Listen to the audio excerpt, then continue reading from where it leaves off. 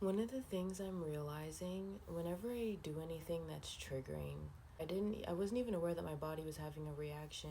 And then when I made that honesty hour video, when I made that video for the first time, I looked up and I was like holding my hand.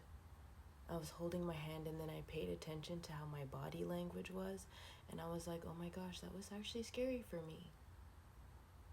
That was scary. And I didn't acknowledge, before I would have never acknowledged how my body was feeling, you know?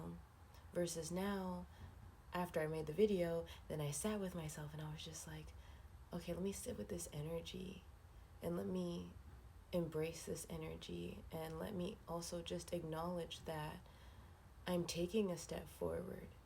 Sometimes the smallest steps in our mind will be like, oh, it's just a video, and we'll downplay it. But it's like, no, your nervous system doesn't feel like it's just a video. Your nervous system feels like you're putting me out here in front of a bunch of people, and I don't know what's going to happen. And maybe the last time I was out with a bunch of people, this, that, and the third happened. And we don't take the time to just sit with the fact that even the smallest steps can feel terrifying. You know what I mean? Like, even just not being on social media for a certain amount of time is hard for people. Imagine putting yourself out there, not just for anything, not just for you're selling, HVAC and you don't care about that. You're putting yourself out there for something that is near and dear to your heart, for something that has sustained you and embraced you and kept you warm and held you when there was nobody else or nothing else that could. You're sharing that. You're putting yourself out there. You're putting your heart out there. And so we have to acknowledge that when you're really taking steps forward, especially when it's in entrepreneurship or creativity or just anything that involves authenticity, that it's scary. Because we really weren't even meant to be like seen by this many people so casually and just share our energy and do all of these things like this. So we have to acknowledge that this is new.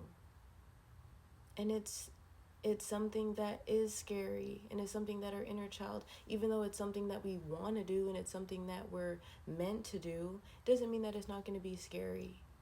And that we need to acknowledge that, because that makes the process so much easier than just dragging ourselves through it and be like, come on, this is another thing, come on, this is another thing, come on. It's like, okay, wait a minute, can you just like see how I'm feeling? Because you're dragging me up the stairs and I'm hitting my head, and like the swelling is getting bigger. Like, are you on this journey for me or for you? Is it for us? Can we integrate? Can we be like Rob and Bake? Can we be a duo? Can we be Tupac and Biggie? You know what I'm saying? Before the before the rivalries. Like, let's do this thing together. Stop like boom, boom, you're just dragging me through stuff. Like, consider me. So it's like crazy, because I made that late night insight about how consideration is like the highest form of self-love.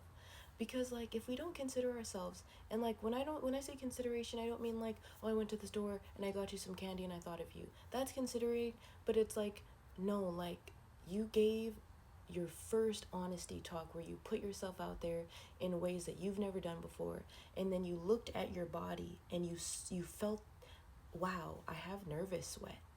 My armpits feel cold. I'm holding my hand, and I didn't realize, I don't even know when I started holding my own hand, but clearly I needed support. You know what I mean? The feminine is supporting the masculine. Clearly I needed support. And so now after the video, I can pause and be like, okay, wait a minute. I need to sit with myself. This was a big step for me. This was big. And then now I can also be prompted to go back and look at all the other big steps that I've taken, that I never really sat with myself and said, thank you. When you went to those auditions, for those of you who don't know, I'm also an actress and a model and a voice actress, and a writer. But, I'm still sharing parts of myself. And I never really looked back and was like, thank you for those times where you went to those fashion show auditions and you were shaking. You were terrified. And you faked it till you made it. And then even when you were shaking and you saw people see you shaking. Like people like, I'm a Leo rising, so outwardly, I'm an Aries, so like, the courage is here. I'm gonna do it. I'm gonna jump off. I went skydiving. I'm gonna jump out the plane. I'm gonna do it. And I would do it again. I'm gonna go in the hot air balloon. I'm gonna do the crazy thing because like I have the courage, but like it doesn't mean that it's not scary as a motherfucker. It doesn't mean that it's not terrifying. And I'm not crippled with fear. There's so many times where like even now I just overcame being crippled by fear. Like fear is crippling in ways that we don't talk about, where you just will do nothing because you're like, fuck no.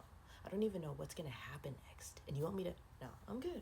I'm good. This is comfortable. This is cozy. Like we don't talk about that. So it's like, it's lovely because like I'm so observant of myself because I love myself so much, and I can want to consider myself first, and consider how my body's feeling, consider how my inner child's feeling, consider what my emotions are telling me before shifting my energy outward. And like now that I've been doing that, I can see myself opening up. I can see myself being like, okay, let's do another video. And I used to get so confused how these YouTubers and these content creators were like running, like, I'm so excited to share, I'm so excited to do these videos. I was like, bro, I don't know if I'm ever gonna just get a message from Spirit and be like, Spirit told me to come tell y'all. I'm like, Spirit, y'all, you gonna have to wrap it up somehow and deliver it another way.